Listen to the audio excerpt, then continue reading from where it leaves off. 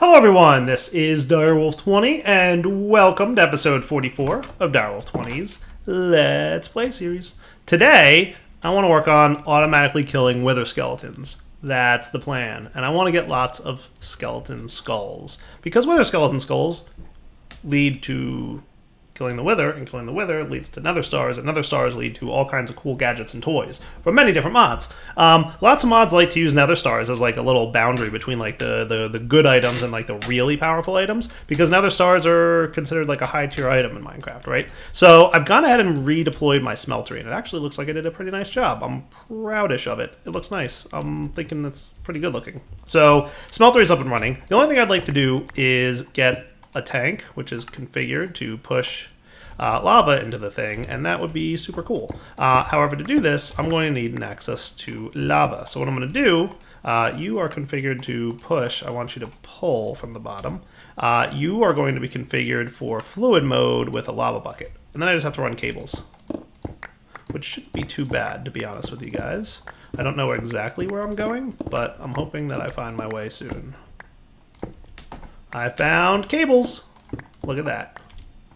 Told you it wouldn't be too bad. Man, I am breaking blocks very quickly with this speed upgrade, courtesy of this thing. Like, all the combinations of upgrades I'm getting from many different mods now are coming together to yield I break stone as fast as anything. How crazy is that? So if we were to connect these guys up, we should see lava flowing into here. Nice. And then you're getting more lava. Beautiful. Unlimited lava for the win. I like it. Cool, right? Easy peasy. That's what unlimited lava gets you. I'll take it. So, putting away some of the junk that I don't need at the moment. Nice. We're ready to make stuff. What I'd like to do is combine some of my ore. Now, I might want to go to the nether and find a little bit more ardite and cobalt. And that might not be a bad idea. But for now, I'm going to get as much manulin as I can from the stuff. I think what I'll do, yeah, why don't I off camera real quick, run to the nether and get more ardite and cobalt. And then we'll come back and start making a nifty gadget that'll be responsible for beheading bad guys. Alright guys, not too much time later. Figured I'd pick up some other stuff while I was down there. Cool. So let's get 8 more cobalt. Yeah, I didn't want to hit that button. And yeah, that should be cool. One more of these and then ardite. Nice. Is it nighttime? It is now. So let's take a nap. So pretty much want to make something out of manulin, as you can tell. I'm going to let this smelt, and then we'll come back and start making the nifty tool. Sound like a plan? Dude, I definitely like this glass, by the way. All right, there we go. Bunch of molten manulin. So what I'd like to make with this is a cleaver. Cleavers are nice gadgets straight out of Tinker's Construct that, by default, have a built-in beheading capability, which means you're going to get more heads when you behead stuff. There's lots of different types of, obviously, different materials. Manulin, in my opinion, is the best because it has the highest attack damage, typically. 18.2 attack damage for a manulin cleaver. Everything else is noticeably lower. It looks like demonic, which has the whispering effect, which I'm not really sure what that is pretty close. But yeah, that I think is going to be pretty cool. So manulin cleaver. What I'm thinking I'm going to do, so a cleaver, let's take a look at the stats for what a cleaver needs. So a cleaver, this guy, requires 2 tool rods and a large plate and a large sword blade. It's the plate and the sword blade that manipulate the amount of damage that's done, and it's the tool rods that manipulate the durability, typically, for these kinds of things. Now, if we were to look in our Tinker's book, Materials and You, we'd see all the stats on this, right? So manulin's going to give you the best in terms of attack, right? Also gives you some stats here. In terms of the handle, in terms of like how much durability you're going to have, we have a couple options here. We can go with this guy, which is going to give you a 0.5 modifier and 250 durability. I want to say ardite's one of the best handles. Yeah. Let's see if we can find any better modifier there. Copper doesn't seem too bad. It also gives you additional experience drops, which is kind of cool. Bronze is also not bad, and it makes your tool last longer when it has less durability. So that's also not a bad little guy there. Let's see, what other modifiers? Electrum's pretty good, apparently. You can just kind of flip through the book here and see. Ardite is good. I just don't like the fact that it has this negative 200 durability on it, even though the modifier is pretty good.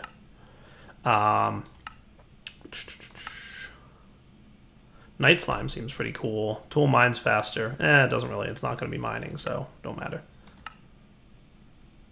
Sponge seems pretty nice. Deals no damage. Yep, we don't want that because we want to deal damage. Paper's really bad in terms of durability, but it does give you an extra modifier. I don't know that we're going to need that though.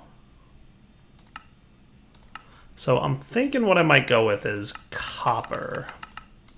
Because copper has some good stats here, and it also gives you well established, which is good experience. Or we could go bronze. Bronze is also nice, and it has your tool last longer. Let's go bronze.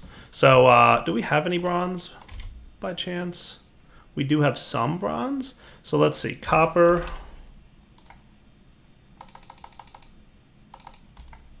And tin, right?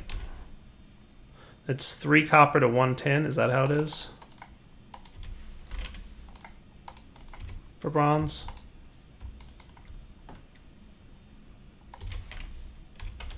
We're going to find out if my memory serves correctly.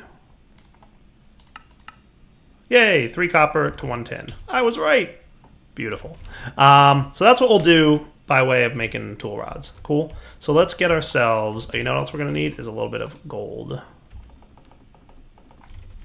Just throw a little bit of gold in there just to smelt that up. So we have the material. So right now we've got sword blade and ingot casts. That's the only good ingot casts we have. We're so good on gold right now, we might as well make like permanent casts instead of one-time use casts. So let's get, I'm not going to use paper for this guy. What I'm going to want is cobblestone, which, boom, there we go. So we're going to want a large sword blade pattern. We're going to want a large plate pattern.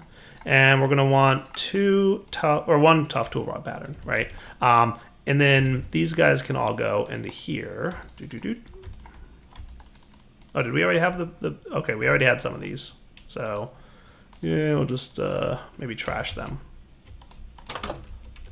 I forgot that we had made a hammer. So we had some of those.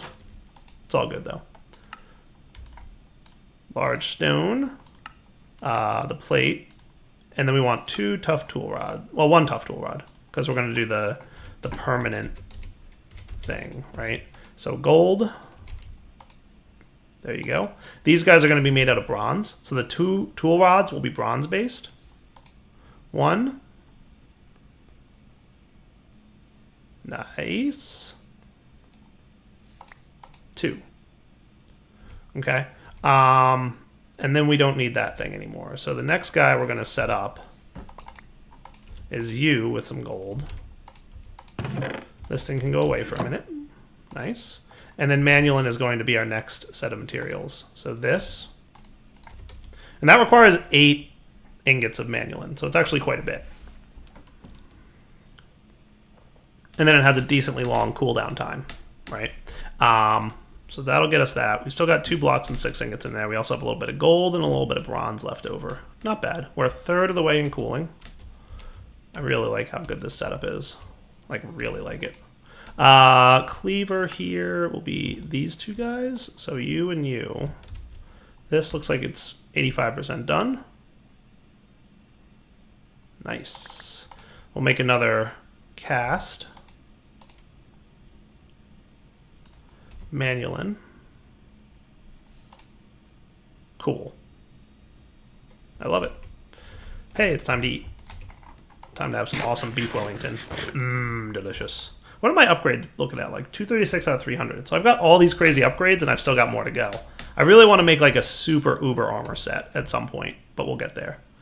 All right, a third of the way done there. While that's cooking, let's look at one of the upgrades we're going to be applying to this guy, and that is beheading. Working an ender pearl and some obsidian onto the tool adds a beheading upgrade modifier. Nice. So we already get beheading from using our cleaver, but if we throw some ender pearls and obsidian on here, and I think we're going to want 3 of these for maximum beheadingness. You are done, which is cool. And for now, I'll just put the ingot cast there. Cool. Cleaver, check. These guys. Beheader. Nice. All right, then we're going to upgrade it with these two things. Cool. Beheading 3 now. Each level adds a 10% chance to get the enemy's head on kill. So check this out. 1, 2, 3. I've now got beheading 5, which gives me a 50% chance when I kill a mob, I'm going to get its head. Dude, how cool is that? So I like it. The next thing I'd like to do is get a mechanical user. Okay, mechanical user goes a little bit like this. Boom, boom. We've seen mechanical users several times throughout the series thus far. One of the features that I'm not sure if I've used yet or not is the ability to say left click. Cool. We'll do upper left slot only. And place block, use item on block, activate block with item, use item, entity. Ow, ow, that hurts. Cool. Next trick to demonstrate for you guys. So this thing's a little bit, if I'm going to be fair, overpowered. But I'm also going to be fair and say that obsidian or ardite and cobalt is a pain to get. And repairing this thing would be a nuisance. Except that it totally works in the item repair. Ha ha ha ha ha. So that's cool. Remember when Tinker's Construct tools are broken? They just say they're broken, but they're not like gone forever. So we can let this thing get all the way used up and then repair it all the way. Lots of RF required to repair it all the way, by the way. I'm not going to lie. It's a huge amount of RF investment to repair this thing from, completely broken to completely working. But that's pretty cool. The next thing I want to get is an Attractor obelisk. So here's the deal, right? What we're going to be doing is spawning skeletons. We will probably have our mechanical miner sitting right back here. Like this. Set to entity, left click, upper left slot only. This is really not necessary, by the way, unless you had other stuff in here. Okay, so that if the mobs are anywhere else in this room, they are totally not getting hurt. We need to get them over here. And that's what the Attractor obelisk is going to do. Attractor obelisks do like it says on the tin, attract mobs. Sweet. For this, we're going to need an enticing crystal, which is an emerald and a villager soul vial. Villagers, I'm going to visit you. So let's take a nap, and then we're going to go visit a village. Sorry, villagers. And probably going to have to capture one of you guys. Let's go find somebody who's completely worthless. It's a terrible thing to say about a villager, I feel. You guys are all good, right? What's this guy trading for? He's one of these dudes. This guy seems arborist, dark oak sapling. I want no part of you. Yay, soul vial villager.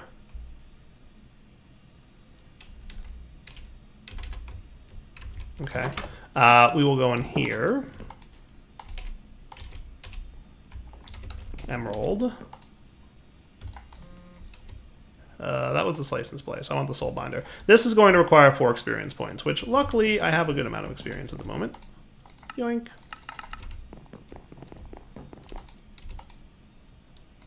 There you go. And that's actually not too bad in terms of speed. And let's hope the sound doesn't get stuck like it did last time. Yay, no suck sound. All right, cool. So then Attractor obelisk. So we're going to need a machine chassis and 2 energetic alloys. Start that. Start that. And by now, at least one of those alloys should be done, and if not soon, the second. Nice. Attractor obelisk. Now here's the way this thing works. So it's going to require power. So we're going to need to feed it some conduits. Do I have conduits on me? I do. Excellent. So he definitely needs power. So underground, ow. Let's take this out of here. Thanks. Although I get some neat upgrades. I got something. Probably something that resists damage.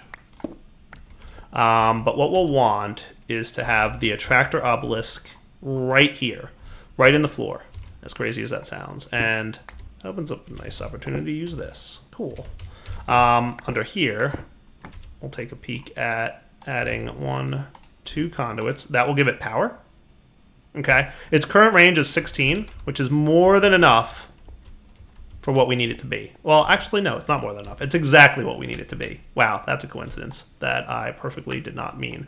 There's a bunch of soul vial slots in here. Why are these here? The Attractor obelisk works by having a soul of the entity that we want to capture ready to roll. So what we do is we put an empty soul vial inside the capture setting of our wither skeleton spawner, and we say active without signal, and it's going to start running. We could obviously have just spawned one in the world and shift right clicked it or gone to the nether to get one, but since the Ender.io spawner has this capture ability so easily set up, I figured let's do it, right? Nom, nom, nom, nom. Beef Wellington. Cool. So now that we've got a wither skeleton soul right now, we set this guy back to spawn and active with signal, and we can put this in here. What this means is now wither skeletons, and only wither skeletons, will be attracted to this spot. Now, if we wanted to get some enderman heads, we could also throw enderman soul vials in here, and they would also be attracted to the spot, and they would also get killed by it. So since that sounds like a wondrous idea, let's go get ourselves another soul vial. Okay, maybe even a couple. So we're going to need some quartz glass and stuff. Let's get a few of you. Cool. Quartz glass, fused quartz, whatever it's called. That'll be good for now. We'll capture an enderman soul by going to the enderman spawner, setting it to capture mode and always active. Pretty quick. The other thing I'm probably going to want to install here is an octadic capacitor or two.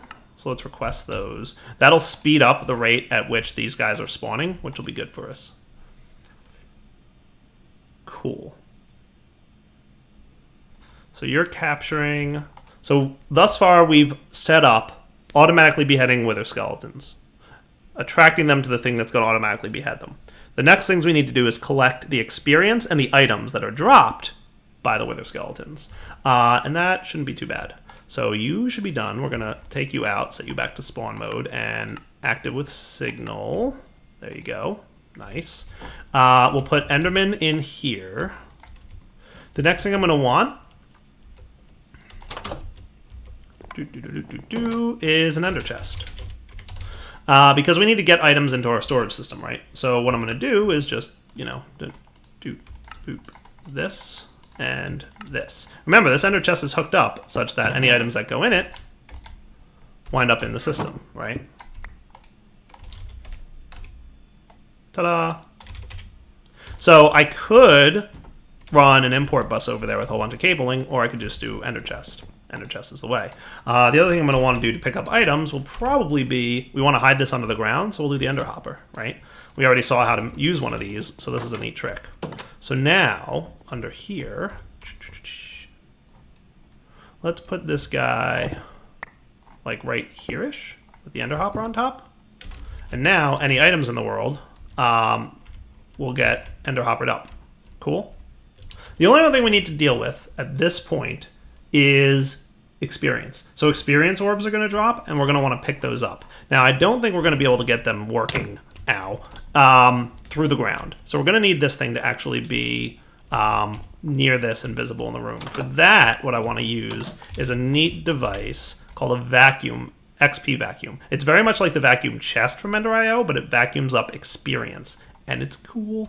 We're going to need an energetic alloy, of which we'll make about 10 because we keep needing them. And we're going to need a pulsating crystal, which we have now.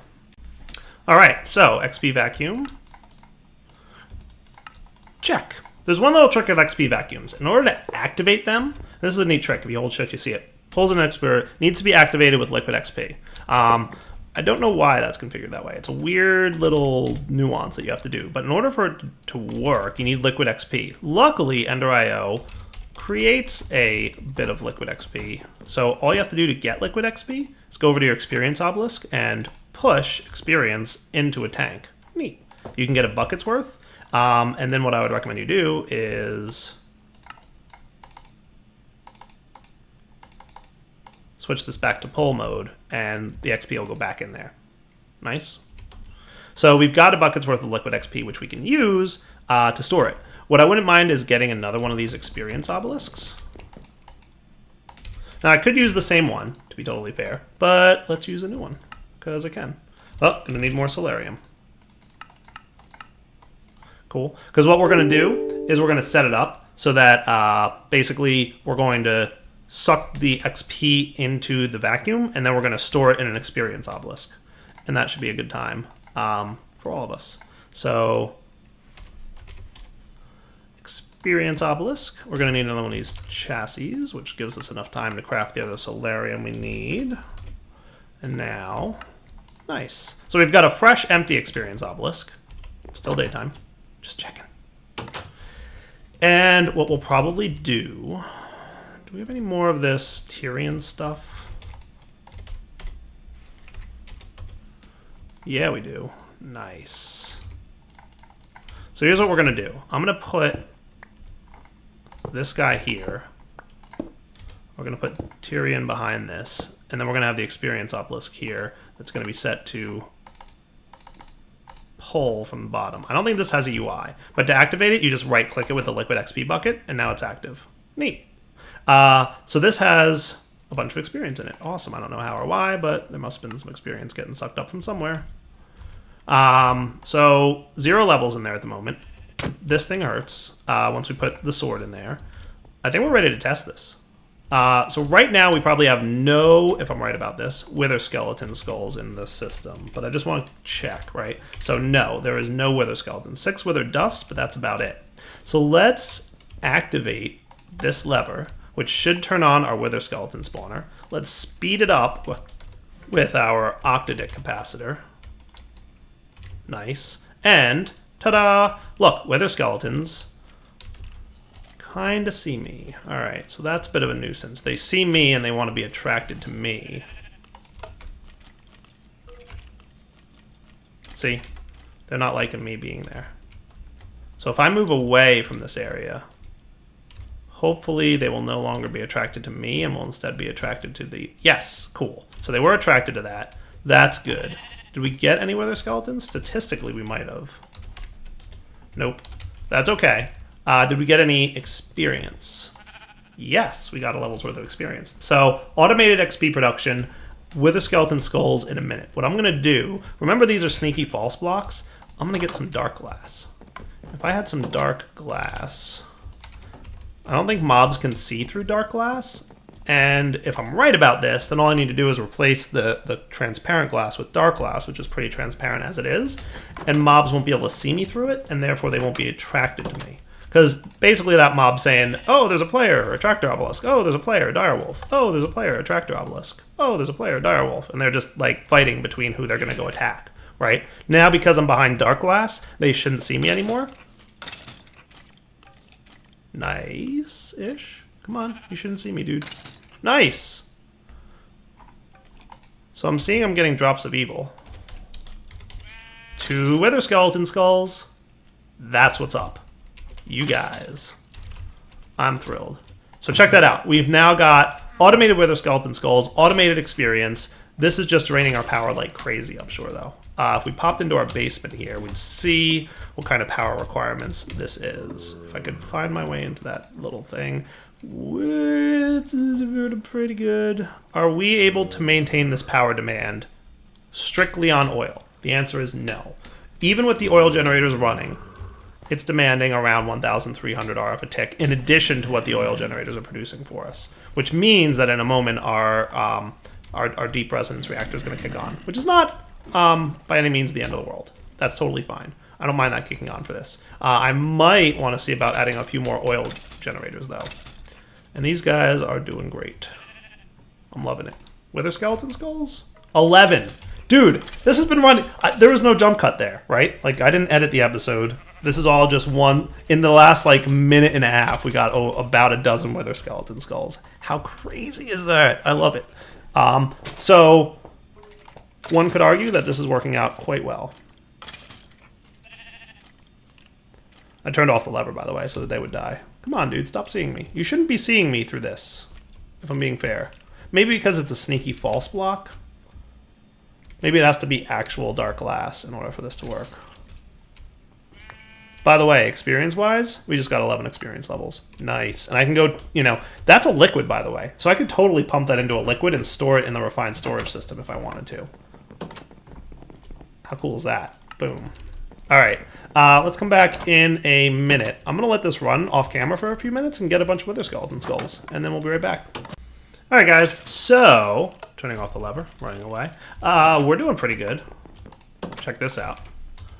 Almost 100 wither skeleton skulls. So close to 100. I probably should have checked before I stopped or started recording and then like came back to say, look, 100. But, you know, 95 is good enough for me to be excited.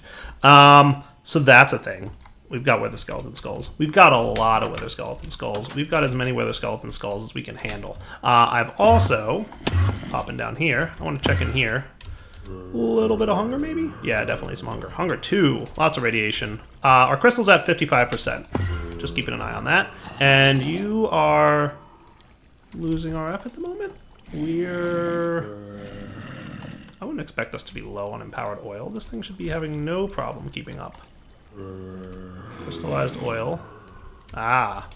Something got stuck somewhere. Or maybe not. Maybe just burned through it all. Interesting. Must have burned through a lot of oil. Might be using it more than we can produce it. I'm gonna have to keep an eye on that. Not a big deal. We can totally deal with that. But yeah, we're gonna want to keep an eye on that. Maybe what I'll do... Empowered seed. Is this in the middle of being crafted or what's happening? Do you think you're crafting one? Maybe something got stuck somewhere. Missing canola? No, I can't be missing canola. There is no way I'm missing canola. Am I missing canola? That could be the reason that we're not, you know, working. Oh my goodness, we're missing canola. How am I out of canola seeds? How's that even possible? I would not have thought that possible. Cool. Alright. That's a thing. Neat. I'm gonna have to deal with that. Maybe... How are we for ender pearls? We're doing pretty darn good. What I might do is let's get some dirt and a hoe ready. And some more seeds. And what I will do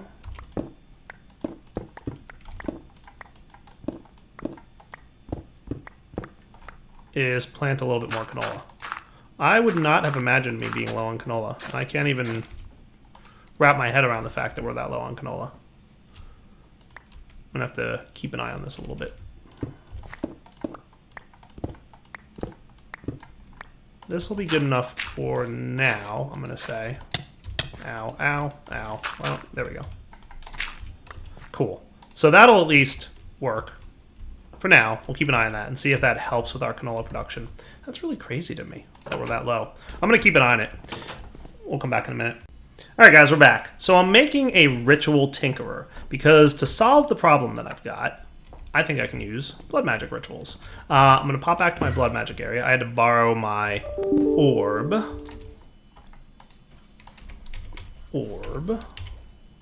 Master blood orb. Go back there. Nice. So let's take a look at the ritual of the Green Grove, which makes crops grow faster. Does that sound like a nice time? Let's go under here.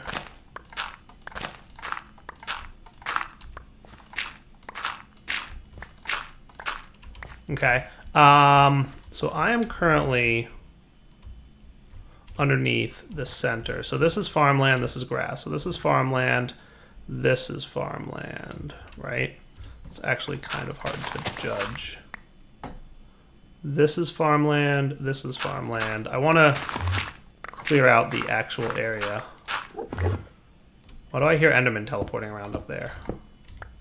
So if this is grass, that means that this line of cobble lines up with Enderman. It's middle of the day. What? Maybe the Endermen are stealing. Maybe they're the ones stealing. Why are you even... Like, it's... Look, it's literally past noon. Why are you here? Is my game, like, what is up with Enderman and me? I don't know. I'm not doing anything even close to having anything to do with Enderman. Anyway, time to get stuff here. So if I put the Master Ritual Stone here, and we place the blocks that we need, which I think is just that many, and then we're going to want our Weak Activation Crystal. So we'll use our Weak Activation Crystal to activate this, and boom, energy flows through the ritual. Nice. So that should increase the speed of the crops right above it here, this little 3x3 section. I think I can expand it with the Ritual Tinkerer, so I'm not a master of using this thing, so let's see. This tells me information about the ritual. So it says grows crops within its area. There's also things that we haven't gotten into in Blood Magic here, but we can increase the rate at which it grows. Demonic wills. Remember wills? There's other types. We've been playing with the normal types, but there's other types of will, like destructive will and corrosive will and vengeful will and steadfast will, things that we'll probably get into at some point. And it's telling you all the things that happen with these different types. Cool. Growing range is increased with destructive and increases the rate that a growth tick is successful with vengeful. Nice. Current mode is information. Set will consumed. Define area. That's what I want. Interesting.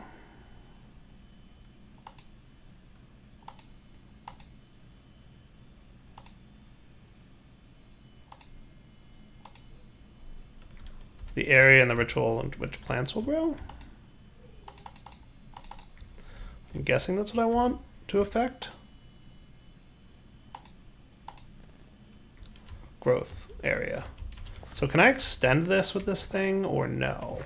I think it says in the book I can go 5x5 with it. So if I started here, first block for new range stored, 1, 2, 3, 4, 5, 1, 2, 3, 4, 5.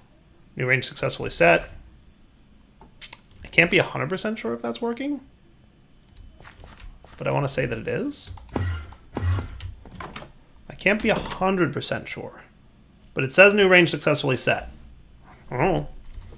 It would be cool if there was some kind of like little indicator. I'm guessing it might be doing the little sparkly things. So that did grow really quick there. It just got planted and it's already 14%. Things seem to be going a little bit quicker now. It's hard to say for sure. But I'm going to go ahead and say it can't be hurting. And we're probably using LP for it. So I'm going to say mission successful.